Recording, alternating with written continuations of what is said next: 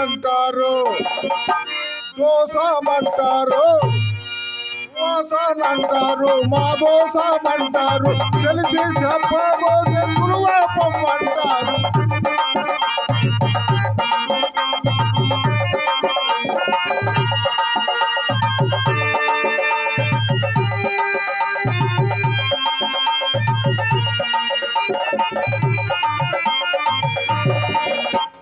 ధర్మభెములు పెబులు మీకు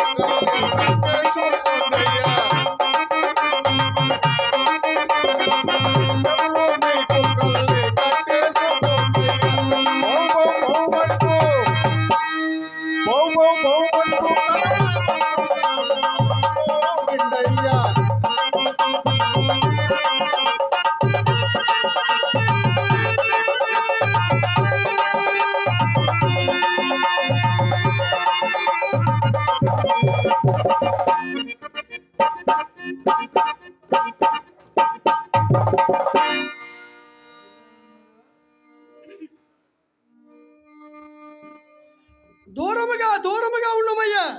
ఏందియా? దూరముగా ఉండమనుచున్నాను. ఎందుకంట? నీవేదో కజాతి వాని వల్ల కనిపిస్తున్నావు కదా. కడజాతోడంటే కులమనగా ఎరుపా నలుపా తెలుపా కులం సంగతి చెబుతున్నావు. కులమనగా ఎరుపా నలుపా తెలుపా మూడు రంగుల మూలము తెలిపేట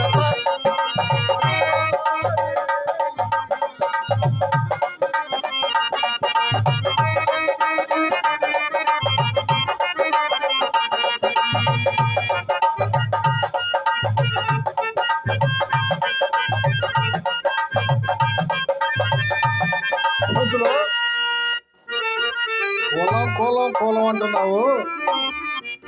అసలు కులం అంటే ఏందయ్యా? నీదే కులం? అసలు నువ్వెవరు? సద్దు బ్యామడు అగ్ర కులస్తుడంట. సర్లే కానియా, వశిష్ఠులోరు తెలుసా నీకు? మరి వశిష్ఠులోరు చేసుకుంది ఎవరినియా? ఆమెవరు? అది కదంటయా బామధ్య, నేను అడుగుతుంది. బామధ్య అన్నా నేను ఒక విషయం చూద్దా ఇంట. మీ ఇంట్లో అబ్బాయి మా ఇంటి ఆడపడుతులు చేసుకున్నాడు, నువ్వు నాకేమవుతా? మరి ఎట్లా చేసుకున్నాడయా మీ కులస్తుడు? అన్నావు కదా వశిష్ఠులో చేసుకున్నాడని. మరి వారికి ఏ విధముగా వివాహమైనదో అదేదో నీకే తెలియాలి. అగ్ర కులస్తుడు అంటున్నావు కదా. సరే గాని ఊరికేదో కొత్త మొక్కలాగా ఉంది, అసలు ఎందుకు వచ్చినట్టంట? బానిసను విక్రయించున్నాడను. ఏందేంది? మనిషిని అమ్ముచున్నాను. మనిషిని అమ్ముతున్నావా? అవునవును. ఊరు ఊరు ఊరు ఊరు ఊరు నువ్వేదో అట్టబొట్టు పెట్టుకొని ఉంటే ఏదో పిచ్చోడు అనుకున్నానియా. వామ్ము వామ్ము, మా గురువు గారికి రుణపడి ఉన్నాడు. అతనికి చెల్లించవలసిన ధనము లేదు కనుక విక్రయించున్నాడు. ఆయన మీ గురువు గారికి రుణపడ్డా?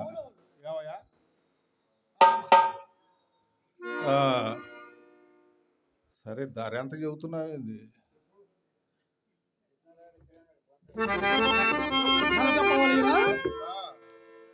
అయ్యా, నా నామధేయం నక్షత్రేశ్వరుడు. మరి తమరు యొక్క నామధేయం ఏమిటయ్యా? నన్ను ఈరబాహుడు అంటారు. ఈ కాటికి పెద్ద నేనే. ఈ కాశీపురం కాడంతా మందే.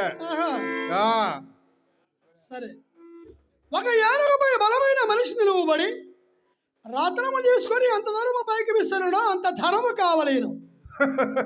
అందుకు కదటయ్యా మిమ్మల్ని పిచ్చి బ్రాహ్మణ అనేది. ఏమిటయ్యా మీ సందేహం? ఏమయ్యా మీరే చెప్పండి. రాయి తీసుకొని పైకి చూస్తాడంట, అది కింద పడకుండా ఊరుకుంటుందటయ్యా. కిందే కదంటయ్యా పడేది. ఓహో, అదియా మీ సందేహం. ఆ, అది మా గురువు గారి ప్రభావం చేత పైన నిలబడునయ్యా. వామ్మో వామ్మో, నువ్వే ఇది అనుకుంటే నీ గురువు మహా ముదురట్టుందే. సర్లే కానీ ఆయనకి ఇష్టమేనా? సందేహం ఎలా? తప్పు ఎట్రాయా? ఏందో ఆయన నిన్ను నమ్ముతానంటున్నాడు, అమ్ముడు పోవడానికి నీకు ఇష్టమేనా? సమ్మతమే మహాత్మా. నేను కాటి కాపురం చెప్పానుగా, నా దగ్గర పని చేయాలంటే కట్టంగా ఉంటుందయ్యో. దానికి ఇష్టమేనా? అలాగుండే మహాత్మా. రైతులంతా వల్ల కట్టు కాపలా కాయాల. బతికిన మనుషులు సచ్చిన శవాల్ని తీసుకొస్తారు. శవాన్ని చూడాలా, కాటి సుంకం వసూలు చేయాలా, ఆ తర్వాత తగలెట్టాలా. అలాగుండే మహాత్మా. ఏమి చేయ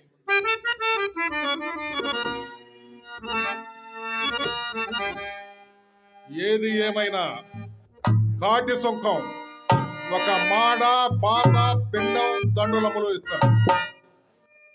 ఆకలైతే పిండములు తిను,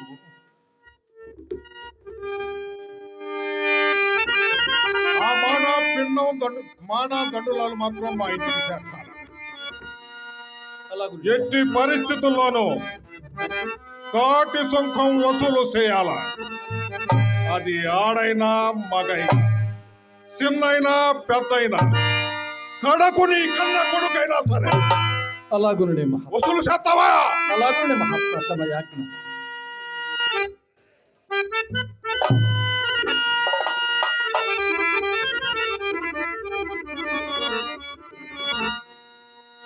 మా దేశపు మహారాజు ఒక మూర్ఖుడు.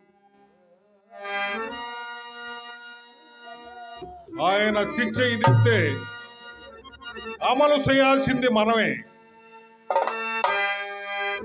తల నరకం అంటే నిర్దాక్షిణ్యంగా నరకాలా.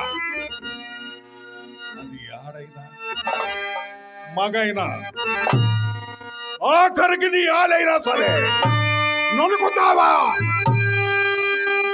అలాగుండే మహాత్మా. తమ యాజ్ఞ.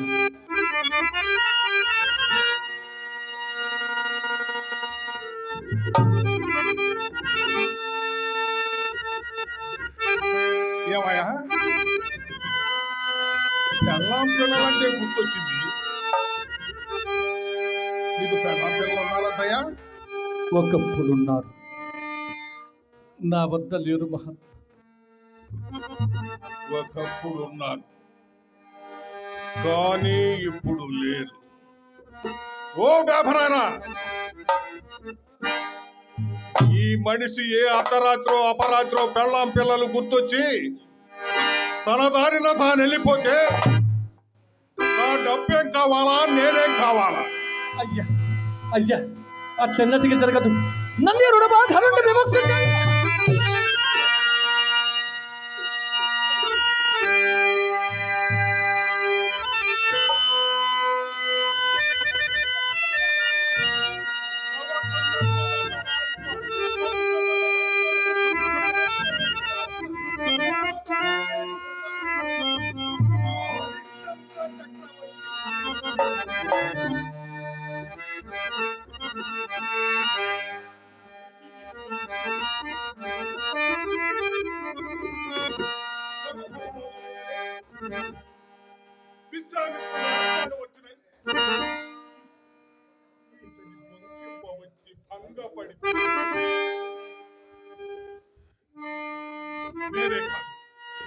ఈ చతుర్దశ భూనములలో ఇతని పండించువాడు లేడు లేడు లేడు.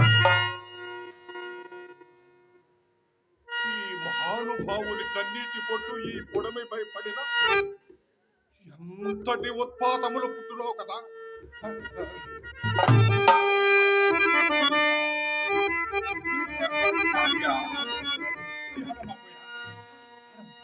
నిన్నే కొంటారియా? పడతాను.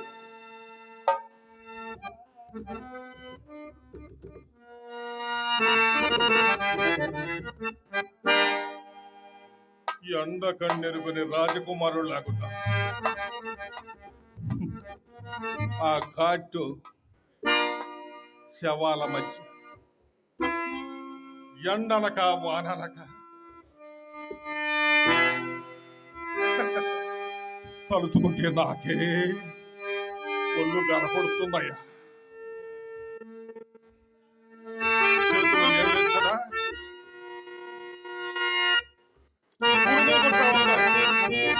కాల్చుకోవాలి కదా.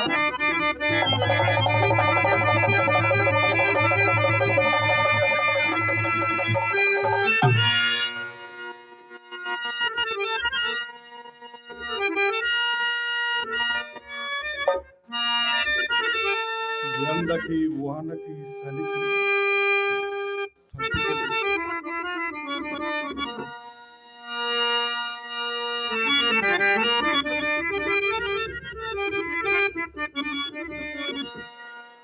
అది సరే కానీ ఉదయాన్నే ఇంటికి వచ్చేటప్పుడు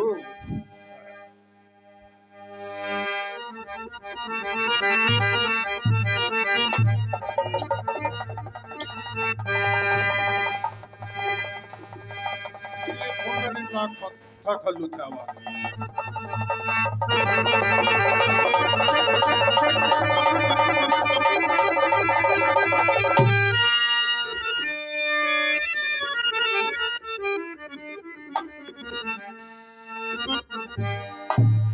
అది సరే కానీ ఉదయాన్నే ఇంటికి వచ్చినప్పుడు నా యాల్ని నిన్ను చూసి ఏమయ్యా ఈ మనిషిని డబ్బెట్టి కొన్నావా అని అడుగుద్ది.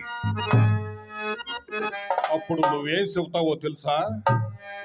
లేదమ్మా, కూటి కోసం వచ్చానని చెప్పాలి.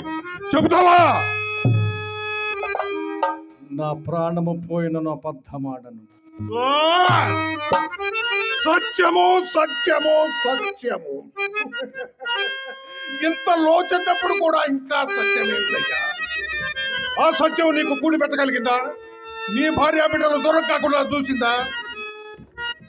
నిన్ను చివరికి కాటిగా పని చేసింది కదయ్యా నీ సత్యం.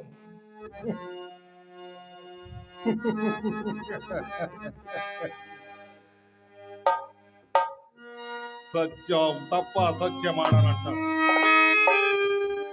సత్యం తప్ప సత్యమాడను అంటావు. సత్యమేవ జయతే.